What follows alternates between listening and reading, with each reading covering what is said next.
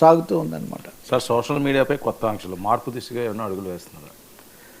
మార్పు అంటే ఇప్పుడు కూడా కేసులు పెట్టడం అది జరుగుతుంది కదా. ఇలా కాకుండా అసలు చేయడమే దానికి అది ఒక నేరం అయ్యేటట్టుగా దీనికి ఏదైనా చేయాలని నిన్న చంద్రబాబు ఆ విషయం చాలా తీవ్రంగా మంత్రివర్గంలో అసంతృప్తి అది అలా ఉంచి ఈ సోషల్ మీడియాను బాగా దుర్వినియోగం చేస్తున్నారు, మన మీద దుష్ప్రచారం చేస్తున్నారు. కాబట్టి మీడియాలో ఏం పెట్టాలి, ఎలా చేయాలి, వాళ్ళను ఆధార్ కార్డుతో సహా వాళ్ళని ఎలా రిజిస్టర్ చేయాలి, ఇలాంటి వాటి కోసం కొన్ని కట్టుదిట్టాలు చేయాలి. ఈ కట్టుదిట్టాలు చేయడం కోసం ఒక కమిటీ, ఒక మంత్రివర్గ ఉపసంఘాన్ని కూడా ఏర్పాటు చేశారు. దాంట్లో హోంమంత్రి అనిత, తర్వాత నాదెండ్ల మనోహర్, మంత్రి పార్థసారథి, అనగాని సత్యప్రసాద్ ఇంకో మంత్రి, వీళ్ళందరూ దాంట్లో సభ్యులుగా ఉన్నారు. వీళ్ళు వివిధ రాష్ట్రాల్లో ఉన్నవి, తర్వాత చట్టబద్ధమైన అంశాలు చేసి సోషల్ మీడియాలో ఏదైనా నెగిటివ్గా వస్తే, లేదా ఆధారాలు లేకుండా వస్తే, లేదా అలా వీళ్ళు భావిస్తే వాళ్ళ మీద వెంటనే చర్య తీసుకోవాలి. అంటే బహుశా అరెస్ట్ చేయటం, నోటీసులు ఇవ్వటం, ఈ ప్రాసెస్ను కొంచెం తగ్గించేసి ఉన్న ఫలానా చర్య తీసుకునేటటువంటి దిశలో నడుస్తున్నారు, కట్టుదిట్టం చేస్తారు. మీడియాను కూడా ఇప్పటికే కొన్ని ఛానల్స్ కొన్ని చోట్ల రాకపోవడం, పాక్షికంగా రావడం ఇది జరుగుతుంది కదా. వాస్తవంగా చెప్పాలంటే ఇప్పుడు వీళ్ళకి సంబంధించిన తెలుగుదేశం సోషల్ మీడియాలో ఒక వార్త నడుస్తుంది, ఇదిగో సాక్షిలో పలానా యాంకర్ కనిపించట్లేదు, అతను ఉన్న పలానా అజ్ఞాతంలోకి వెళ్ళిపోయాడు అనే పద్ధతిలో నిన్న 2 కేసులు పడ్డాయండి. కేసులు అవి సాక్షి పత్రిక మీద, సాక్షి ఎడిటర్ మీద, ఇప్పటికీ ఛానల్ మీద కూడా, ఛానల్ మీద కూడా జనసేన నుంచి, జనసేన ఏదో రూమ్లు ఎక్కడ ఉన్నాయి, ఏ రూమ్లో ఎవరు ఉంటారు ఏదని చెప్పి ఒక రిపోర్టర్ ఏదో చేస్తే వెంటనే నేను ఎఫ్ఐఆర్ కూడా ఫైల్ చేశారు. అదే టీవీ ఛానల్ ఆయన ఆ యాంకర్ రావట్లేదని ఆ స్టోరీ, మరి ఎవరు అజ్ఞాతంలోకి ఎలా జరిగింది మనకు.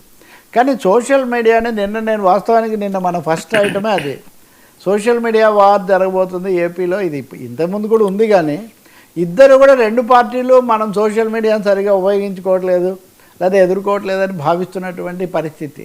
నిజానికి నిజాలు ఉన్నట్టుగా చెప్పి ప్రజలు ఆ కోణాలు ఉంటే ఇది సమస్యలు రావు. ఆ దాడులు, ప్రతి దాడులు, వీటన్నిటిలో కొన్ని అవాస్తవాలు, కొన్ని అభూత కల్పనలు, బూతులు, ఇలాంటివన్నీ రావడం వల్ల ఈ పరిస్థితి ఏర్పడుతుంది. ఒకటి ఏం చట్టం తెచ్చినా చంద్రబాబు కూడా అన్నాడని చెప్తున్నారు, భావ ప్రకటన స్వేచ్ఛ ఉండాలి కానీ అది శృతి మించకూడదని.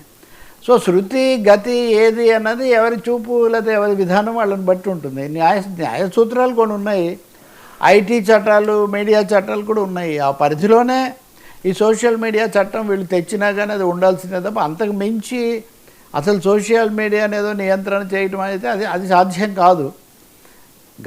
గత ప్రభుత్వం ఉన్నప్పుడు వీళ్ళు కూడా దాని మీదే ప్రధానంగా ఆధారపడ్డారు. నిజానికి మీడియాకు సంబంధించి Chandrababu is more active, Telugu Desam is more active. ఆయన చాలా ప్రాధాన్యత ఇచ్చేవాళ్ళు, వాళ్ళని వేదిక మీద కలుసుకోవడం, ప్రోత్సహించడం, ఇట్లాంటివి కూడా చేసేవాళ్ళు. చూడాలి మరి ఇప్పుడు కొత్త చట్టం ఎలా వస్తుంది. చట్టబద్ధంగా చేసినంత వరకు ఎవరికి ఏమీ అభ్యంతరం లేదు, ఎవరైనా చట్టానికి నిబంధనలకు లోబడి ఉండాల్సిందే కదా. కానీ ఇప్పుడు కొత్తగా ఏమిందులో చేరుస్తారు అంటే ఇక్కడ ఒక సమస్య ఉంది వర్మ. గతంలో కాంగ్రెస్ ప్రభుత్వం ఉన్నప్పుడు, ఎన్టీఆర్ ప్రభుత్వం ఉన్నప్పుడు, కేంద్రంలో రాజీవ్ గాంధీ, లేకపోతే వివిధ రాష్ట్రాల్లో కూడా పరువు నష్టం బిల్లు అని, ఇంకోటి అని రకరకాలుగా జయలలిత కానీ, ఫరూక్ అబ్దుల్లా కానీ అనేక ప్రభుత్వాలు మీడియా నియంత్రించేటటువంటి చట్టాలు తీసుకొని రావటం, అవి వాటి మీద జర్నలిస్టులు ఆందోళన చేశారు, కోర్టులు కూడా వాటిని కొట్టేసాయి. అందువల్ల ఉన్న చట్టాలను పటిష్టంగా పదునుగా అమలు జరిపితే చాలు. ఈ కొత్తగా తీసుకొని వచ్చి అసలు ఇంకేమీ ఎవరు విమర్శ అనేది లేకుండా అయితే పోదు. విమర్శలు చాలా ఉంటాయి. ఇప్పుడు యూరియా కొరత నిన్న మనం చర్చించాం కదా, యూరియా కొరత ఆయన తీరుగా నిన్న కూడా చాలా చోట్ల ప్రదర్శనలు జరిగాయి యూరియా కొరతకు నిరసనగా. అందువల్ల తప్పకుండా నిరసనలు అవి వస్తాయి, విమర్శలు వస్తాయి. అబద్ధాలు, అభూత కల్పనలు, వ్యక్తిగత దుష్ప్రచారాలు జరిగితే మటుకు ఎదుర్కోవాల్సిందే. సార్, తిట్ల పోస్టర్లు కులాల మధ్య చిచ్చులు చెప్తున్నారా?